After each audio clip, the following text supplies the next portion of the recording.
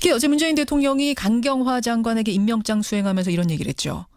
인사에 대한 생각이 다르다고 해서 대통령과 야당 간에 전쟁을 벌이는 것처럼 하지 말아라. 이거 온당치 못하다. 이 얘기가 야당을 더 자극한 것 같습니다. 야당은 이거 협치 못하겠다는 얘기냐, 국회 무시하겠다는 얘기냐 이런 발언을 하고 있는데요. 자, 여당의 입장 확인하죠. 더불어민주당 표창원 의원 연결이 돼 있는데 이 표 의원은 어제 그 SNS에다가 법무부 장관 후보를 추천하면서 또 화제가 되고 있습니다. 만나보죠. 표 의원님 안녕하세요. 네, 안녕하세요. 야당은 국회 무시하는 행위다. 심지어 어떤 얘기를 했냐면 오직 대통령에 의한 대통령을 위한 제왕적 행태만 있을 뿐 협치도 국회도 국민도 실종됐다. 이렇게 인사를 얘기하고 있습니다. 여당의 입장, 표창원 의원 입장은 뭔가요? 뭐 여당 입장은 아니고 제 개인적인 생각인데요. 예. 저는 국민의 한 사람으로 일단 정말 그런 표현들을 특히 자유한국당 의원께서 사용하신다는 것이 그분의 뭐랄까요, 얼굴이 상당히 두꺼우시다라는 말씀밖에 못 드리겠습니다. 왜 그렇게까지 생각하세요? 아니 지금 대한민국 왜 이렇게 됐습니까? 지난 박근혜 전 대통령과 예? 무조건 박근혜 대통령 1인만을 위해서 충성 봉사했던 과거 여당의 합작품이 만들어낸 국정농단이지 않습니까? 그래서 예. 국민이 분노하고 나라가 위기에 빠지고요. 예. 결국 시민들이 수천만 명의 연임원 거리에 나와서 총교를 보내셔야 했었고 그 결과 조기 대선이 치러진 것인데요. 예. 국민의 뜻을 받들어서 이제 정부 출범을 하려는데 한두 가지 인선에 마음에 안 든다고 그런 써서는 안 될 표현들 사용하시는 것 자체가 저는 정말 이해하기 힘들고요. 더구나 그런 표현을 쓰신 분이 한반도에 핵을 설치해야 된다라는 등 국민을 불안에 빠뜨리게 만든 분들인데요. 더구나 이제 국회 무시라는 부분은 저는 정말 이해하기 힘든 게 예. 제가 이제 1년 정도 국회의원으로 생활을 했지만 제가 야당 때였는데 여당인 당시 자유한국당 새누리당이 예. 국회의장의 개원사 내용이 마음에 안 든다고 여당 의원들이 국회를 뛰쳐나오고 의장실을 점거하고 집회 및 시위에 관한 법률의 명백한 위반인 의장 공간 앞에서 그건 절대적인 집회 시위 금지 구역이거든요. 예. 그곳에서 방전 농성 집회 시위를 하고 이랬던 것이 생생합니다. 거기에다가 인사 문제만 해도 그렇죠. 그동안 국회 인사청문회에서의 청문보고서 채택 없이 임명을 가장 많이 한 것이 박근혜 대통령, 이명박 대통령이거든요. 거기에다가 김재수 전 농림축산식품부 장관은 너무 심각하기 때문에 네. 야당 모두가 동의해서 국회에서 해임 건의안 표결까지 했는데 그 표결을 못하게 하겠다고 필리버스터로 알려졌었죠. 예. 장관 한 명 한 명 불러내서 무의미한 시간 끌기로 자정 넘기려고 하다가 결국은 해임 건의안이 통과가 됐는데도 예. 당시 대통령은 완전 무시했습니다. 그냥 계속해서 그 장관을 유지해 지금까지도 장관으로 있죠. 예. 이런 상태였던 정당이 지금 가까스로 국민과 협의하에서 정부 구성에서 국가 개혁하려는 이 와중에 있는 대통령이 그런 표현을 쓴다는 것은 저는 이해할 수 없습니다. 과연 자격이 있느냐 그런 말을 한마디로 말하자면 그 말씀 하시는 거네요. 네, 요약하면 그렇게 볼 수 있습니다. 그래요. 근데 아까 이제 네. 원유철 의원은 이런 말씀하세요. 근데 5대 원칙이라는 거를 문재인 대통령이 스스로 말하지 않았느냐. 그게 없었으면 모르는데 그걸 말했기 때문에 우리는 그 원칙을 지켜라라고 얘기하는 거다. 충분히 그건 온당할 그 정도까지는 다 수용을 하고 저도 야당의 비판에서 늘 계속해서 반복해서 말씀을 드렸습니다. 고맙다고 잘하시고 그래야 된다고. 예. 근데 그걸 국회 일정의 보이콧이라든지 예. 혹은 국정의 마비에 이르길 정도의 반의회적이고 반민주적인 그런 언행으로까지 몰아가서는 안 된다는 것이고요. 또 하나는 5대 원칙 부분에 대해서 분명히 공식적으로 대통령 비서실장이 예. 사과를 했고요. 현실과 이상의 차이에 대해서. 대통령께서도 수석 비서관 회의에서 유감 표명을 분명히 하셨고요. 그 정도면 과거에 비해서 훨씬 대통령이 야당에 대해서 고개 숙인다는 표현까지 할 정도의 예. 그런 겸양을 보여주신 것이라고 저는 보거든요. 알겠습니다. 그런데도 불구하고 여전히 그렇게 좀 지나친 표현과 행동을 하시는 것은 좀 유감입니다. 상당히. 그 청와대 검증 문제는 어떻게 보세요? 보세요. 지금 야당에서는 청와대 검증이 잘못됐다는 점도 대표적으로 지적을 합니다. 안경환 교수 봐라. 고등학교 때 퇴학당할 뻔한 아들을 안 교수가 편지로 구해내가지고 그 아들이 서울대 수시에 합격한 거, 또 뭐 도장을 위조해서 몰래 혼인신고를 한 거, 이거는 최소한 걸러냈어야 되는 거 아니냐. 그것도 못한 인사검증이면은 다른 후보자들은 괜찮겠느냐. 뭐 이 얘기를 하는 건데요. 네, 첫째로 우선 인사검증에 대해서 안경환 후보자 결과적으로 실패했습니다. 그렇죠? 예. 그런데 하나 실패했다고 검증에 책임져라. 이거는 제가 요즘 상당히 좀 무서운 상황을 대한민국에서 보고 있는데요. 무서운 우리 아이들 상황? 중에서 예. 네, 중고등학교에서 하나 두 개 틀린 아이들이 막 운다고 합니다. 그래서 왜 그러냐 그랬더니 예. 하나 틀리면은 맞는데요. 틀린 것마다 집에 가서. 그러한 모습을 지금 국회에서 보여주고 계신 거거든요. 검증 실패해서 낙마시켰으면 됐지 않습니까? 일단 그렇고요. 두 번째로는 예. 안경환 후보자와 관련돼서 탄원서 보셨습니까? 저는 탄원서 읽어봤는데요. 아들 고등학교에 네, 보낸 네. 탄원서. 예, 예. 네, 저도 자녀를 둔 부모 입장에서 그건 정말 학부모가 학교에 보낼 수 있는 학부모의 마음이 그대로 녹아 들어가 있는 탄원서이고요. 그리고 학생이 학교에서 교칙 위반을 할 수가 있습니다. 그건 뭐 누군가를 때리거나 뭐 따돌림하거나 이런 형태가 아니거든요. 이것은 교칙 위반이죠. 기숙사의 남녀 분리인데 여학생이 예. 남학생 기숙사에 들어온 겁니다. 예. 여기에 대해서 탄원서 제출이 형식이고 절차이니 제출하라라고 해서 제출을 했고요. 예.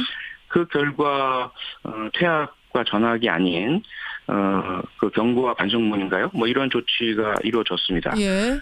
그런데 그것 때문에 그러면 장관 후보자가 돼서는 안 되는 건가요? 저는 그렇게 생각하지 않고요. 사문서 위조 문제는 어떻게 보세요? 이것도 그 검증해서 문제는 이건 상당히 걸러놨어야 되지 않냐? 그건 상당히 심각하지만 그게 이제 첫 번째로 드러난 것은 그 결혼 무효 소송 처분 결과죠. 예, 예. 이게 이제 43년 전인데요. 예.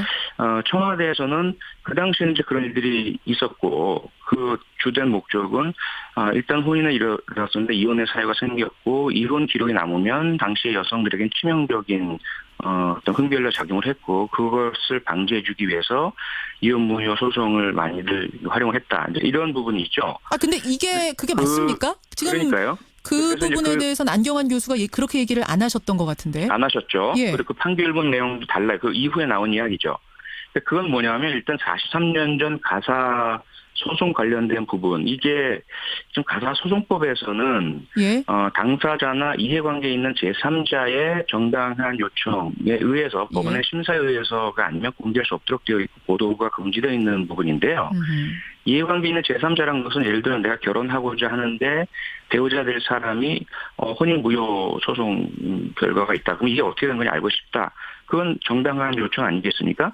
예. 근데 지금 인사청문회에서 의원 한 분이 예, 예. 그 상임위의 결정이라든지 혹은 위원장의 공식 요청도 아닌데 쉽게 그걸 습득했다는 것 자체를 국민들이 납득하지 못하고 있는데 주광덕 의원 말씀하시는 거예요. 문제는 청와대가 그걸 확보했었어야 하느냐에 대해서는 조금 의문의 여지가 있습니다.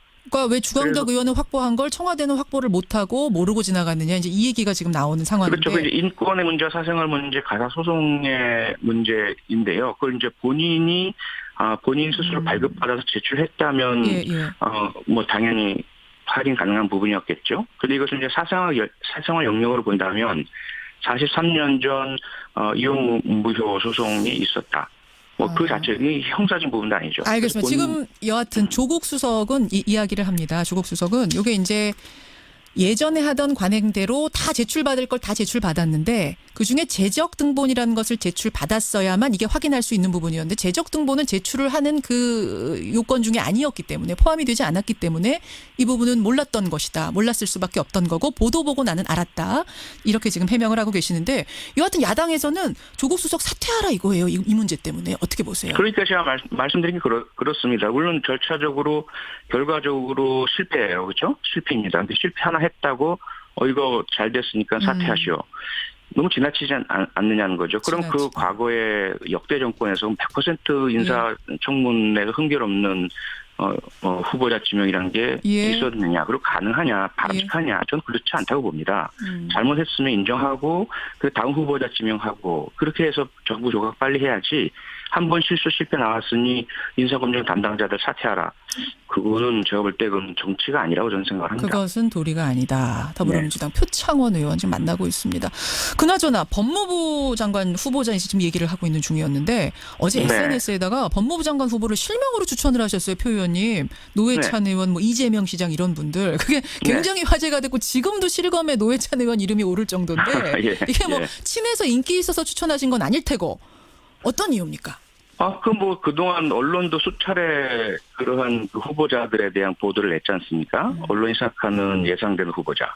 뭐 여러분들 많이들 올리셨고, 저도 그 중에 한 사람이고요. 예. 그런데 이제 물론 그 여러 가지 주목하고 보도가 되는 이유는 있겠죠. 예. 저는 제 개인적인 생각으로 우선은 검찰 개혁, 법무행정의 정상화, 과거 법무부가 실제 국가의 형사 정책이라든지 예. 교정, 보호관찰 등 또 인권보호, 피해자 보호 등을 포괄해야 할 그 막중한 임무가 제대로 수행되지 못했고요. 예. 검찰부, 검찰만을 위한 어떤 보조 행정적인 역할에 머물렀다는 너무나 안타까운 마음이 강하고요. 그래서 안경환 후보자를 저는 가장 적임자로 봤거든요. 그러셨어요. 그분의 인격 국가인권위원장으로서의 경력, 그리고 그 서울대 법대 학장을 하시면서 최초로 여성 교수 임용, 예. 그리고 비서울대 교수 임용, 뭐 예. 그런 분이야말로 진정한 개혁의 적임자라고 봤는데 결국은 안 됐습니다. 그렇죠. 그래서 안경환 후보자 이상으로 법무부를 개혁할 수 있는 분, 제가 알고 있는 분들 그냥 쭉 적은 겁니다. 아, 그러신 거군요. 검찰개혁 네. 어쨌든 제일 잘할 사람을 뽑아달라라는 강조였다 이런 말씀이세요? 네, 그렇습니다. 예. 네. 어떤 후보자가 이제 안경환 후보자의 뒤를 이어서 등장할지 누가 오든 검찰개혁에 방점을 찍고 제대로 해달라라는 당부로 인터뷰 마무리를 짓죠. 표창원 의원님 고맙습니다. 네, 고맙습니다. 더불어민주당 표창원 의원이었습니다. 정보 출범을 하려는데 한두 가지 인선에 마음에 안 든다고 그런 그 써서는 안 될 표현들 사용하시는 것 자체가 저는 정말 이해하기 힘들고요. 더구나 그런 표현을 쓰신 분이 뭐 한반도에 핵을 설치해야 된다라는 등 국민을 불안에 빠뜨리게 만든 분들인데요. 더구나 이제 국회 무시라는 부분은 저는 정말 이해하기 힘든 게 예. 제가 이제 1년 정도 그 국회의원으로 생활을 했지만 제가 야당 때였는데 여당인 당시 자유한국당 새누리당이 예. 국회의장의 개원사 내용이 마음에 안 든다고 여당 의원들이 국회를 뛰쳐나오고 의장실을 점거하고 집회 및 시위에 관한 법률의 명백한 위반인 의장 공간 앞에서 그건 절대적인 집회 시위 금지 구역이거든요. 예. 거기서 밤전 농성 집회 시위를 하고 이랬던 것이 생생합니다. 특히 어제 문재인 대통령이 강경화 장관에게 임명장 수행하면서 이런 얘기를 했죠.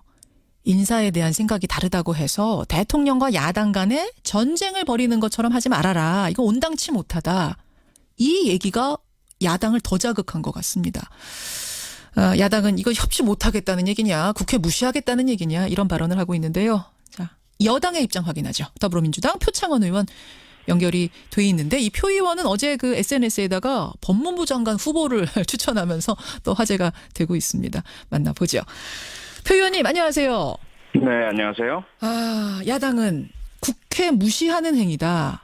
심지어 어떤 얘기를 했냐면 오직 대통령에 의한 대통령을 위한 제왕적 행태만 있을 뿐 협치도 국회도 국민도 실종됐다. 이렇게 국가개혁하려는 이 와중에 있는 대통령이 그런 표현을 쓴다는 것은 저는 이해할 수 없습니다. 과연 자격이 있느냐 그런 말을 한마디로 말하자면 그 말씀 하시는 거네요. 네, 요약하면 그렇게 볼 수 있습니다. 그래요. 근데 아까 이제 원유철 의원은 이런 말씀하세요. 근데 5대 원칙이라는 거를 문재인 대통령이 스스로 말하지 않았느냐. 그게 없었으면 모르는데 그걸 말했기 때문에 우리는 그 원칙을 지켜라라고 얘기하는 거다. 충분히 그건 온당할 그 정도까지는 다 수용을 하고 저도 야당의 비판에서 늘 계속해서 반복해서 말씀을 드렸습니다. 고맙다고 잘하시고 그래야 된다고. 예. 근데 그걸 국회 일정의 보이콧이라든지 혹은 국정의 마비에 이르길 정도의 반의회적이고 반민주적인 그런 언행으로까지 몰아가서는 안 된다는 것이고요. 또 하나는 5대 원칙 부분에 대해서 분명히 공식적으로 거기에다가 인사 문제만 해도 그렇죠. 그동안 국회 인사청문회에서의 청문보고서 채택 없이 임명을 가장 많이 한 것이 박근혜 대통령, 이명박 대통령이거든요. 거기에다가 그 김재수 전 농림축산식품부 장관은 너무 심각하기 때문에 야당 모두가 동의해서 국회에서 해임 건의안 표결까지 했는데 그 표기를 못하게 하겠다고 필리버스터로 알려졌었죠. 아, 예. 장관 한 명 한 명 불러내서 무의미한 시간 끌기로 자정 넘기려고 하다가 결국은 해임 건의안이 통과가 됐는데도 예. 당시 대통령은 완전 무시했습니다. 그냥 계속해서 그 장관을 유지해 지금까지도 장관으로 있죠. 예. 이런 상태였던 정당이 지금 가까스로 국민과 협의하에서 정부 구성. 인사를 얘기하고 있습니다.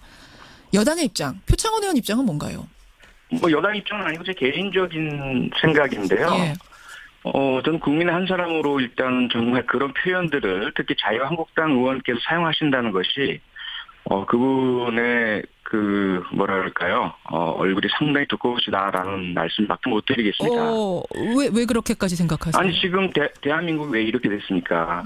지난 박근혜 전 대통령과 예? 무조건 박근혜 대통령 1인만을 위해서 충성 봉사했던 과거 여당의 합작품이 만들어낸 국정농단이지 않습니까? 그래서 예. 국민이 분노하고 나라가 위기에 빠지고요. 예. 결국 시민들이 수천만 명의 연임원 거리에 나와서 총교를 보내셔야 했었고 그 결과 조기 대선이 치러진 것인데요. 예.